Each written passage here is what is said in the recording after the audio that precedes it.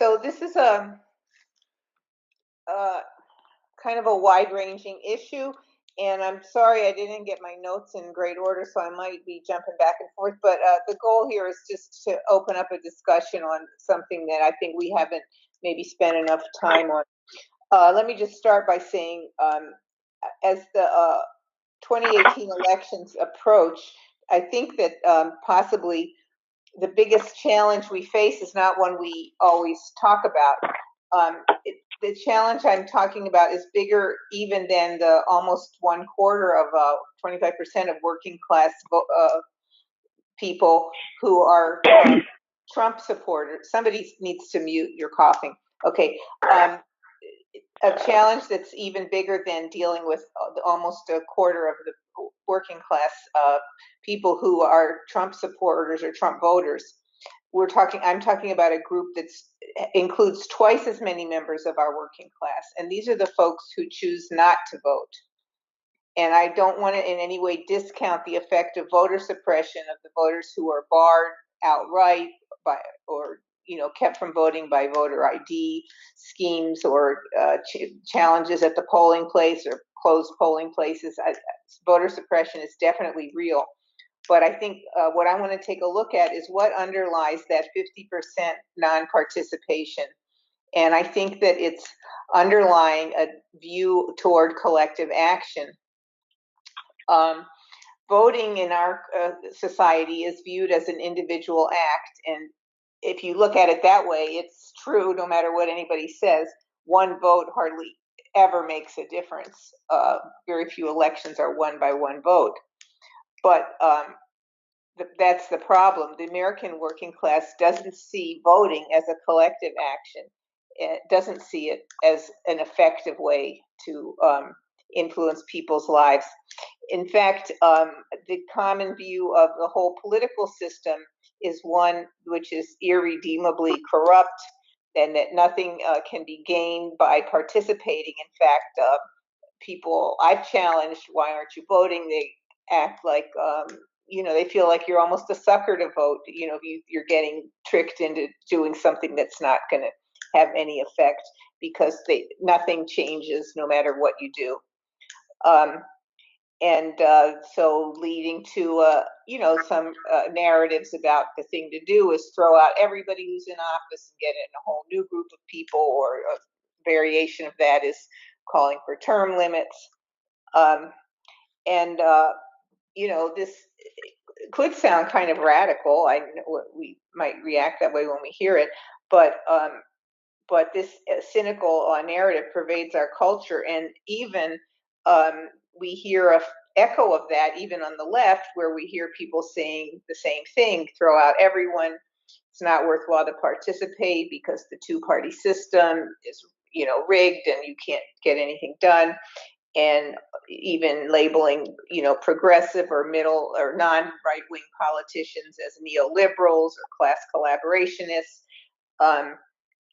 is a faint echo of throwing cold water on the whole idea of the value of participating in this collective action. So whether it comes from the left or the right, the view that this collective action cannot be effective is a tremendous challenge to our working class. And I don't think we've attached enough importance to that. The capitalist view of voting is that it's the expression of one's sort of a personal statement by somebody. It's a way to make your own personal statement. And sometimes even online discussions kind of take place under this kind of logic. This belief is so this is only this whole discussion is not supposed to just be about voting, but I've used it as a prime example of how certain individualist ideology infects our political thinking, and this belief that collective action is ineffective is fostered in 1,000 ways. Our country particularly, we have a glorification of rugged individualism.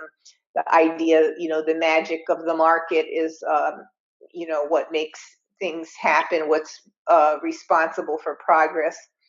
the idea that anything done in a group encourages people to be lazy and kills initiative, the idea that humans are inherently corrupt. And these ideas are not just accidentally found, they're carefully crafted in right-wing think tanks that come up with these kind of narratives. The best, I don't have time to go into all of them, but a good example is this think tank that produces a website called Union Facts. And what they do is explode stories, any iota of corruption in a union that they can find, that use the term union boss to give people the idea that it doesn't do any good to form a union, to work together collectively, because inevitably it's going to be corrupt and you're going to get screwed, so you might as well strike out on your own. Another example, I think, is it can't just be accidental, a consistent effort to describe the fight for equality, the fight against racism, against male supremacy, to always describe it in individual terms, as, you know, an individual challenge rather than as a collective project of a group of workers. So the fight for equality as the fight for workers' rights is posed as an assault on individual freedoms. And we are treated to many stories of the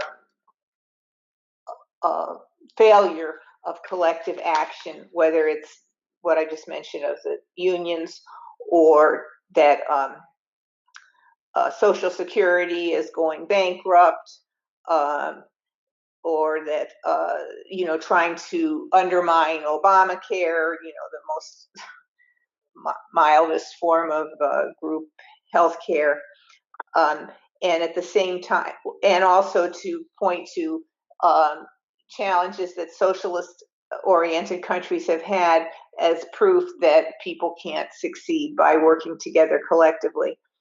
At the same time, successful collective efforts get short shrift, whether it's, you know, the success of Medicare, or the success of strikes. And, you know, we just met with some hotel workers today and came by our office, and it was just so awe-inspiring, the story of how these 26 hotels organized, and they're in groups of 10, and each has their own leader, and the groups take care of each other and have raised money to help each other.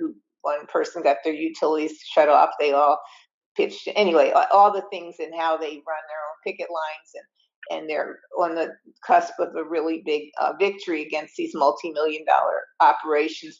These are people who make beds and, you know, clean for a living, and people were kind of amazed in a good way to know that they make $22 an hour and have health care and so on.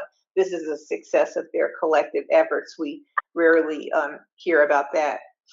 So another item from the current news I wanted to bring up, relating to this idea about how the working class views collective action, is the right to work issue, and how they're posed, how it's presented, even within our own movement and even within the labor movement.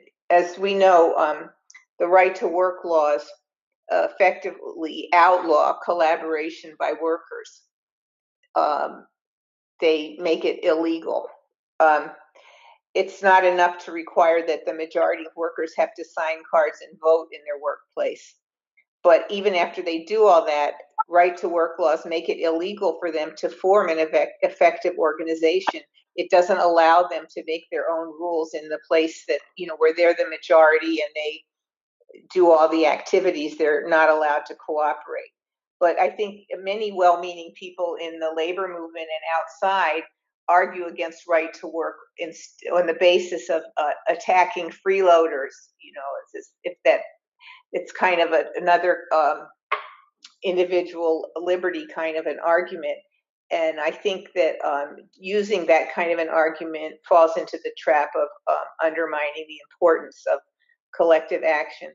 So given this, I think the special role that the idea of individual rights plays in our culture, led us to introduce the idea of Bill of Rights socialism. And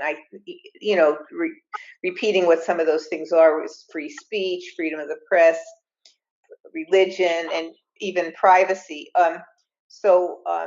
I think that we should do some more discussion and take this idea a little further, because instead of seeing that these are sort of individual rights posed against collective, the right to take collective action, to look at some dynamic between the exercise of these rights and strengthening the collective action, because we've talked maybe about having to build into the infrastructure of socialism, or of social struggles and organizations, things that ensure that broader speech and democracy. And I think that we can make a contribution to the struggle by thinking about how these interrelates.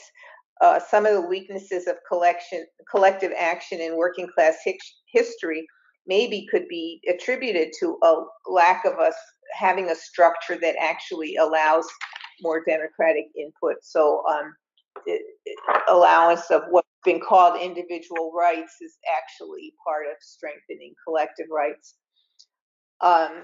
Okay, so how's my time, Joelle? Minutes. Okay, 1 minute?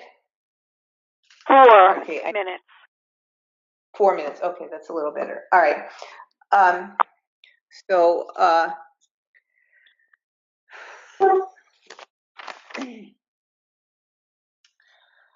Another example, just in the news today, the announcement that the Amazon workers will be receiving, or will be getting a $15 an hour pay. There's different ways to give credit for that. Either the goodness of Jeff Bezos would be one way to attribute that success.